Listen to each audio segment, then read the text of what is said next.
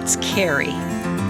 Thank you so much for joining me on this latest episode of Invisible Wounds Healing from Trauma. This is episode 43, and I'm going to talk to you today about ways that we can get through the rest of the holiday season with hopefully a little bit of our sanity still intact.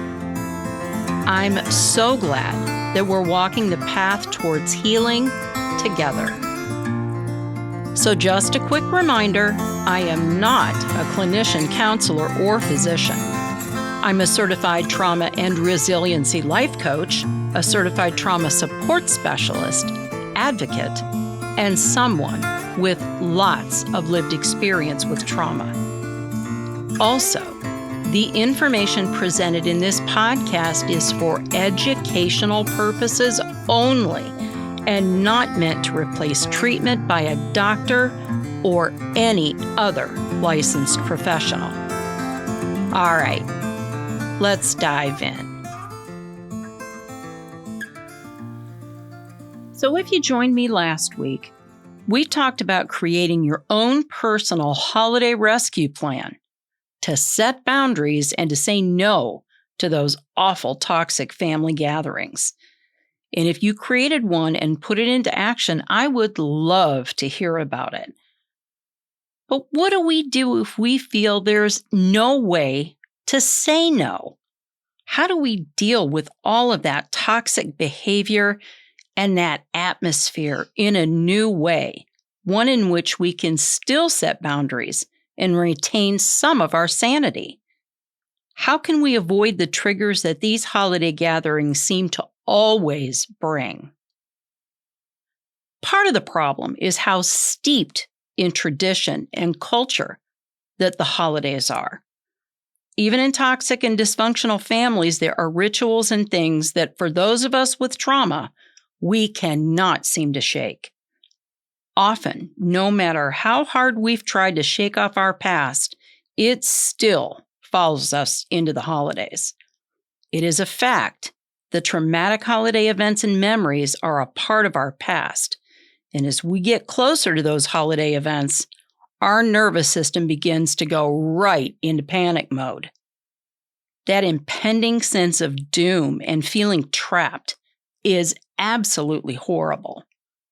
Not feeling like we have an option sends our overstimulated nervous system into those well-worn trauma survivor responses.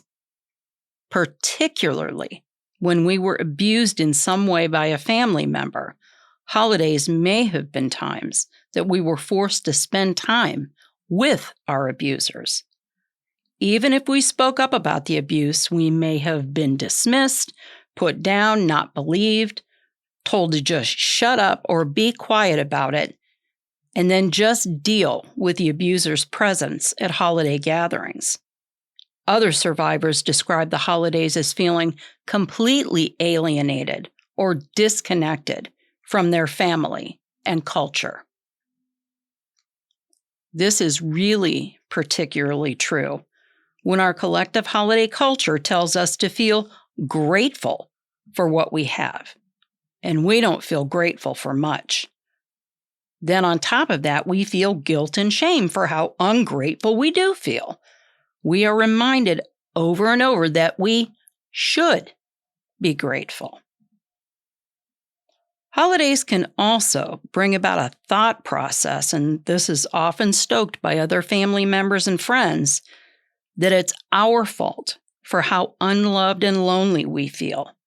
And that if we just loosened up a little bit and forgave the abusive or toxic behavior, maybe we would get some of that love and belonging we so desperately crave.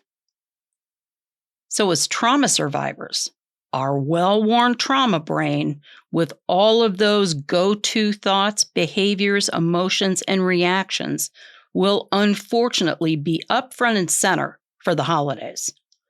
It'll be the loudest voice you hear. Our trauma brain will absolutely connect us back to all those awful memories from our past. We get flashbacks and are triggered over and over again during the holidays. It makes it even worse when we have to go to homes we grew up in towns where so much of our trauma happened. As our inner critic tells us over and over again that we are at fault, we are responsible, and we are the problem. Let me tell you, that is absolutely not true.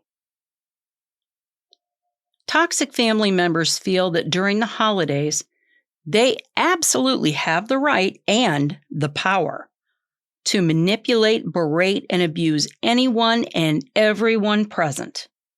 The more people involved, the better they like it. They want the attention to be on them, and what better way to get it than by hurting everyone around them? Or by singling out those family members that they feel particularly drawn to hurt. No matter how far you've come in your trauma recovery, being thrust back into those old toxic and dysfunctional family patterns can make anyone feel crazy. So, for example, when I was a kid, we didn't really spend much time at the holidays with my dad's parents, the Walkers. Even when we went back to Hutchinson, Kansas for Christmas every year, we spent it with my mom's parents, which wasn't healthy either. My Walker grandparents, my dad's parents, were only a mile or two away, and we'd pop in for the obligatory visit, but we didn't stay long. It wasn't my grandfather, Dent, that was the problem. He was wonderful. It was my grandmother, Ruthie, that was the problem. She was the queen of passive-aggressive behavior, or just outright cruelty. When my little sister Erin died suddenly in mid-December of 1977, needless to say, that Christmas was the most awful, horrible time. I was 13 then. My Walker grandparents came when she died and stayed until Christmas. My grandmother actually looked at my mom and said, "You know, if you hadn't smoked, Erin wouldn't have died." I mean, who says something like that to someone that has just lost a child? And I know that's a pretty extreme example, but I'm sure many of you listening have your own awful memories of comments or things either said or implied that you can relate to. The first big step in dealing with toxic family members during the holidays is realizing what you have control over and what you don't. No matter how much you wish you could change other people's behaviors, you can't. It just is not possible. The only things that you have control over are what you do, what you say, and how you respond and react. That's it, period. So with that first realization, you can think about other steps you can have in place to protect yourself as much as possible. And here are some ideas that might help you deal with things a little bit more easily. And you can change them, you can change them up, you can add your own. But these are some things that I found that helped me in the past. So for example, let's say your family has a cocktail hour before dinner. And if that cocktail hour is a nightmare, don't show up until closer to dinner time. You absolutely have the right. You can make any excuse you want, but don't show up for that time. Show up closer to the meal. Distraction is also something to try. So try something new. Bring a game or a puzzle and suggest that everyone try it. Distraction in this way can be a great way to tone down the focus of family members for a bit. It won't distract them forever, but even that little bit of time can be helpful. Don't get caught off guard. If you know that certain family members in certain situations will behave in a specific way, be prepared for it. It's not going to be any different this year than it ever has been before. So let's say Cousin Susie gets passive aggressive in the kitchen getting ready for the meal. Leave the room when this behavior sets up, and you'll be able to feel it. You know how it feels. You know how it looks. Make an excuse. Leave the room. If you feel like you can't leave the room, think of something neutral to say, or just ignore the comment altogether. Remember, the more attention that you give toxic family members, the more they see that they've upset you, the more they like it. Strategize how to give these folks the least amount of attention and energy. Do not fall into those traps. Lots of self-care during the holidays is a must. Anything that you can do extra to care for yourself is so important. Have a safe and trusted person that you can text and check in with during the holidays. You could do it maybe every evening, or definitely during distressing family events. Having someone that you can text that is a calming and reassuring and safe presence for you can be helpful. Take a relaxing bath. Try some yoga or some stretching. Any exercise is good for you. Read a great book. Indulge in your favorite scents. Spend time doing what you like and want to do. And rest, and more rest as well.